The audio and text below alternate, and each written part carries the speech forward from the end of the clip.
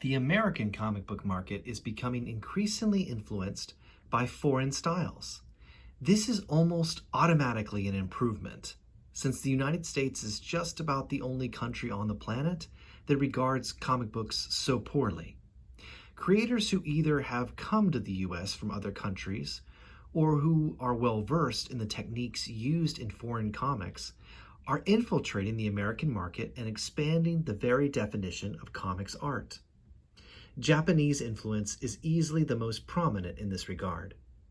Anime and manga have attained a massive following in the US, and the dynamic stylized look and fast-paced action of many manga has been incorporated by a number of American artists.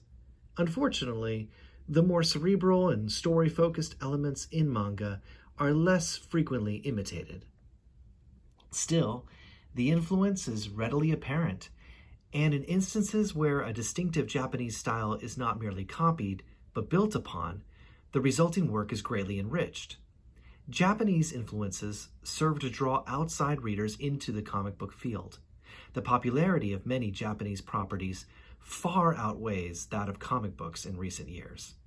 Shonen Jump, a manga anthology book, sells in numbers that put the highest-selling American comic books to shame, and largely in locations outside of comic book stores. This overwhelming popularity can be largely attributed to the fact that events in manga stories tend to have more real consequences than in their American counterparts. Manga characters can undergo any number of drastic changes without warning, and the effects aren't simply reversed later in the story. American comic books have a tendency to return their characters to their original status quo, despite the most severe upheavals in the stories. This inevitable sense of sameness can become bland, particularly in the youth culture constantly inundated with new video games, movies, and music videos that are much less predictable. In the same vein, manga stories are typically finite, structured to have a definitive beginning, middle, and end, unlike most ongoing American titles. Readers usually need a sense of closure or resolution to their stories, even if it means that the main character dies. The larger-than-life, iconic nature of many mainstream American comic book characters virtually ensures that their stories will continue in perpetuity. The greatest contributing factor to manga's prevailing popularity may be that manga is simply easier to find than comic books. Manga are made available at toy, video, and music retailers, as well as chain bookstores, in addition to the regular comic book specialty shops. American comic books have been relegated to just the few remaining hard-to-find comic book shops, and a few poorly maintained, squeaky spinner racks in some bookstores, and a select few drugstores. All of these things are indicative of some inherent problems with the state of the American comic book industry, and I'll discuss them in more detail in Chapter 10. American comic book publishers have increasingly jumped on the manga bandwagon by either hiring strong manga-influenced artists or by acquiring the rights to translate and reprint various popular manga, as the aforementioned Dark Horse has. In early 2003, Marvel announced their Tsunami line, an initiative designed to create wholly new stories written with storytelling principles of manga in mind.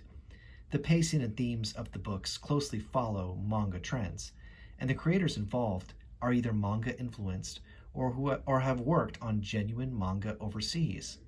Thus, the books strive for a more authentic feel. All of the stories are set in the regular Marvel universe, with some having more direct ties to it than others. The level of similarity to authentic manga varies from title to title, but of those released thus far, the ones most strongly reminiscent of the Japanese form are the following. Human Torch. The artist Scotty Young blends manga influence with an urban style in these character-driven tales featuring the youngest member of the Fantastic Four. Inhumans and Runaways each deal with teenage coming-of-age exploits. The former is centered on a group of aliens who are forced to adapt to human culture. The latter focuses on teens who strike out on their own after discovering that their parents are seemingly a cult of diabolical criminals. The manga influence is most notable in the title's ensemble casts and their slowly unfolding multi-layered plots. Namor is a romance title starring one of Marvel's oldest characters, Namor the Submariner, in his previously unseen teen years. Sentinel is Tsunami's own version of the ever-popular boy and his robot theme that is so prevalent in manga. In Wolverine Snikt, the most popular X-Man is thrust into a post-apocalyptic sci-fi setting written and illustrated by veteran manga artist Tsutomu Nihai.